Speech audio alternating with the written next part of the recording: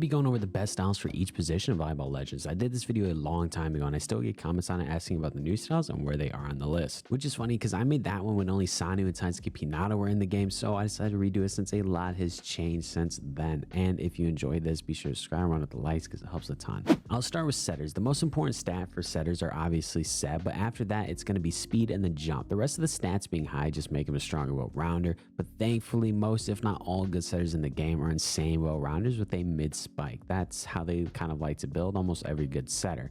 And in 3 we have Kimro. With 4 max stats, you may be wondering why he isn't 2. This is mainly because 2 of these max stats are bump, which is pretty much useless to have max, and dive, which is attached to his ability that isn't exactly great for setting or really just great in general. His set though is max, his speed is max, and his jump is high, and his serve is high as well to make him at least a bit of a scoring threat with that.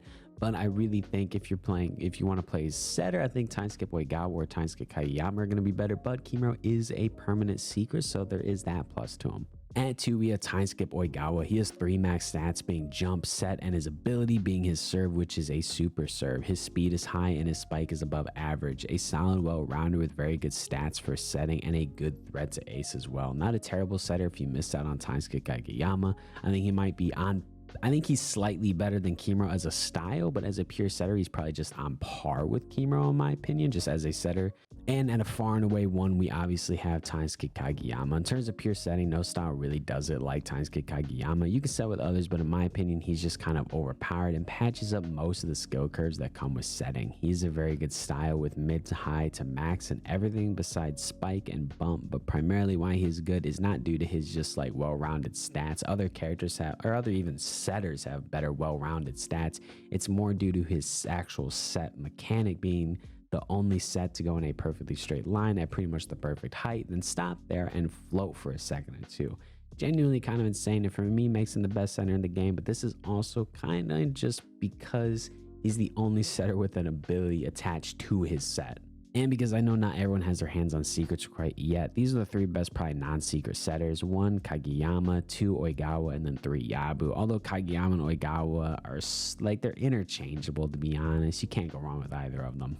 Next are Liberos, and usually stats you want to emphasize with Liberos is going to really just be speed, which is an important stat for every style, but it really makes or breaks a Libero. And for the Liberos, at the 3rd best Libero, I have Kageyama. I know there might be other just better pure Liberos like say Yabu or something with the legendaries, and Yabu's also a good Libero, but I think you would never pick like Yabu over Kageyama when Kageyama has good speed. He just has all godly Kageyama, by the way.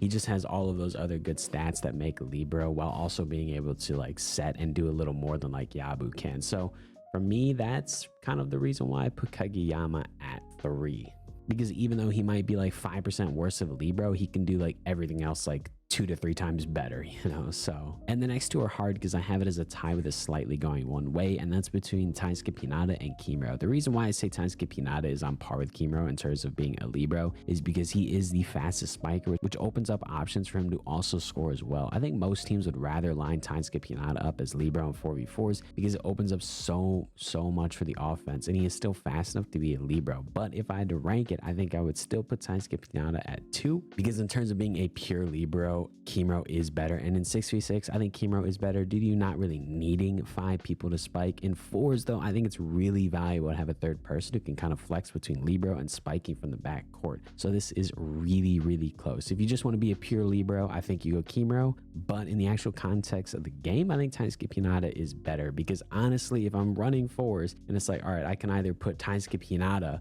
as Libero, who can also then spike from the back court, who can run up for like stop set spikes, who can do a little more while also still having that great speed to just play Libero, or pick Kimro, who really can't do a lot of the same stuff that like Hinata can, like backcourt spiking and all that. To me, I would rather take Tainsuke Hinata, but maybe in like 6v6s or something, I would then take Kimro instead, because you don't really need that extra person. You don't need like 5 people spiking. You know, you can sacrifice one of those people to then just play Libero. Lastly, we have spikers, and by far the 3 most important stats are going to be jump and spike, followed by speed, and the rest is really just going to be icing on the cake. At 3 are the Mia twins. I'll talk more about the Mia twins later, but just as someone alone is an incredible twin is spiking due to him having max jump and spike and being able to do a lot with his block, like tip the ball down for sneaky points, or maybe over there like block, you can tip it to the back court, and it's just a stuff block. He is like a slightly stronger Bokuto, and that's not even really getting to the second twin all that much, which that second twin can also then kind of make up for someone's lack of speed. At 2, we have time skip Hinata. He is the fastest spiker in the game, and that's where a lot of his strength comes from, but his ability was also buffed, so it's easier to pop, making him an insane threat no matter what. A very versatile hitter who is amazing at like moving spikes. He's amazing at like stop sets from the backcourt, or just running up from the backcourt as well for spikes. He's really good at glides and all of that, and also a very fun style to play. It just feels good to be the fastest spiker in the game, and offensively he doesn't really have a weakness, and due to his speed, his defense also isn't really a weakness. The only thing objectively he is weak at is setting. Other than that, he's pretty much a really, really good style. And at 1 is Sanu. He is still the best pure hitter in the game. A lot of that is carried by his S tilt and his ability to hit the backcourt like no other spiker can consistently, but he can also use his tilt to curve the ball around 15 degrees, left or right, depending on your tilt, letting you hit crazy cuts or spots you just wouldn't really normally be able to. He also has a deceiving jump animation that makes it kind of hard to predict where exactly he's going to be hitting, since he turns crazy vertical. All in all, he is insane at spiking, but his drawback is he is slow as shit, and no way to ever get faster unlike the twins. He also has a bad serve, although that is somewhat made up for by like his tilt, and he can't really set for shit either. He's a very strong hitter, but not really good at anything else. But this game's meta is dominated by spikers, and being, in my opinion, the best at that is automatically just going to make him also one of the best styles in the game. For the best non-secret spikers, at 1 is the only godly spiker, and that's Bokuto. At 2, and I think actually kind of really close to, it's going to be Kuze, who almost has identical stats to Bokuto. He's just like red Bokuto. And then at 3, it's Ushishima, which almost makes me feel bad putting him at 3 because I still remember the times where he was like the best spiker in the game, and now he's fallen very far. For well-rounders, it's sort of obvious what you want. It's in the name. Someone that does really everything well, but I will say the most important stat for well-rounders will be spiking. If you can't really spike well, you're pretty much going to be auto-disqualified from being one of the best well-rounders in the game. And at 3, we have time skip Hinata, and since he's been on the other list so far as well, I won't spend too much time on him. I have him at number 3 for best well-rounders because he does have quite good stats, even though he is a pretty weak setter. I think a lot of his other stats are going to make up for that though. At 2, we have time skip Oigawa. His stats are incredible and make it so you can literally line him up anywhere and he is good.